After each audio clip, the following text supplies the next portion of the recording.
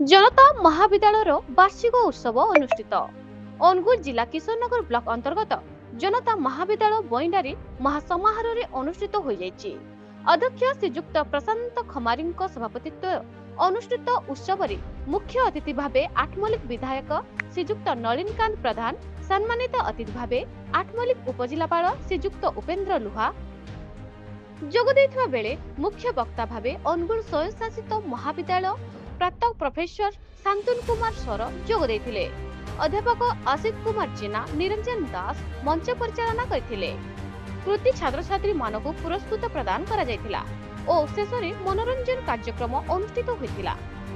बइंडा सिटीरु संजय कुमार टांगी को report, news Odisha TV.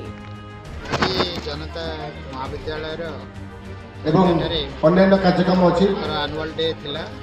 Annual day रो ना देथिले से मैंने संभव बहुत सुंदर भाव में से संभव रे परिणत करछंती एवं सेतिपई प्रिंसिपल एवं कॉलेज रो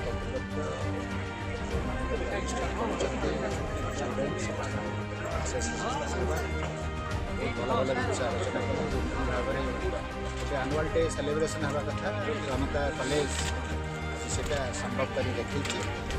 तेणु आगामी दिन में आशा करूँ जनता कॉलेज ना सबुआड़े आहरी उच्चतर भाव में प्रचार हो एवं ये कॉलेज पिला माने जमी बर्तमान बाहर को जाई उन्नति करुँच उत्तरोत्तर उन्नति करती से कामना रखुच्छे सहयोगिता